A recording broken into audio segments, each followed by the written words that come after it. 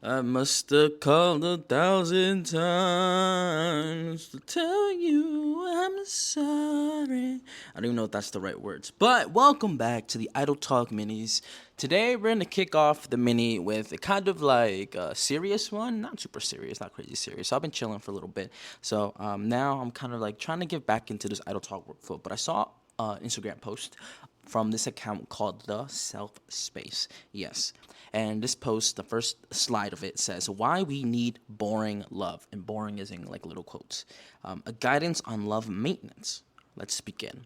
The first slide says, "So much of what we read about love describes the sparks, the aching and the heart racing, breathless highs and lows. But that's not the whole story, and it's not the reality of good long term relationships. The real business of love is far less cinematic. It is a kind of love maintenance, which knows where the spare batteries are, the WD-40, which deals with dentists and parking fines, which checks train times and the weather, which budgets and remembers bills, which never lets us run out of milk. A love maintenance which throws a blanket over us while we're sleeping on the couch and tucks our feet in. I hate the word whilst because I can never really say it right. But we're going to continue. Which remembers to send cards when the insurance is running out and when to change the light bulbs. Which holds off on watching that series because they'll think we'll enjoy it.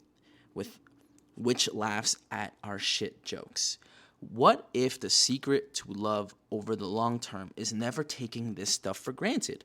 What if we put aside the thought of someone not being spontaneous, exciting, or glamorous enough, and instead appreciate the unremarkable elements of love? In the end, a lifetime of love, support, and kindness of the tender and reliable sort is a lot more meaningful than the sparks and high drama. And this is the description of this post. Quote, "Boring love is not boring at all. It's essential. This one goes out to all those partners who are the doers, the rocks, the sturdy ones, the ones that plan what time to leave the party the minute they get the invite. Your love tokens are equally as important."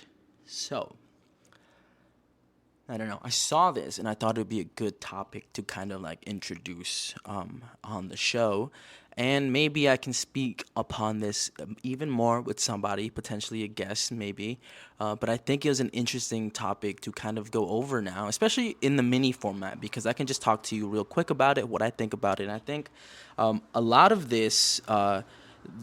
Everything that was in this post, I think it just comes from stability in one's life. So if you hear any background noise, I apologize, but not really, because I'm trying to get back to like, a little bit more casual setting when it comes to recording content for the minis at least, and try to keep it as clean and professional on the main episodes. But back to the stability part of my thought process. I think it just stems from somebody being stable enough to be able to be comfortable in a relationship like that.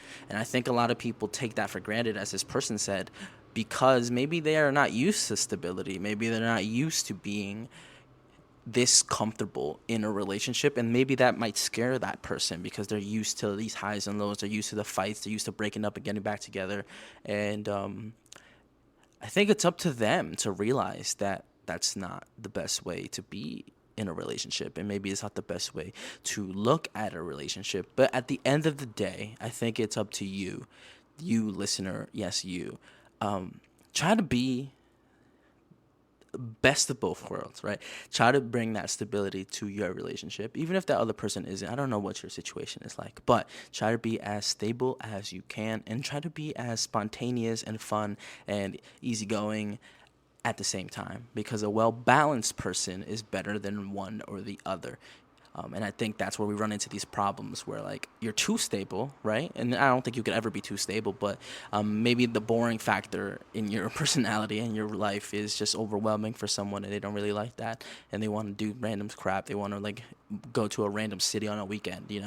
And as opposed to being so spontaneous that there is no kind of consistency with you in your relationship, or you as a person to begin with. So I think it's important to strike that balance between that. But those were just my thoughts. I feel like I lean a little bit more towards the stability part, but I feel sometimes in my life I do lean a lot more in the spontaneous side. So it can get a little complicated when it comes to relationships like that. But at the end of the day, try to be who you are and try to be the best version of who you can be. And that was today's Idle Talk Mini, and we'll see you tomorrow for the next one. Bye bye.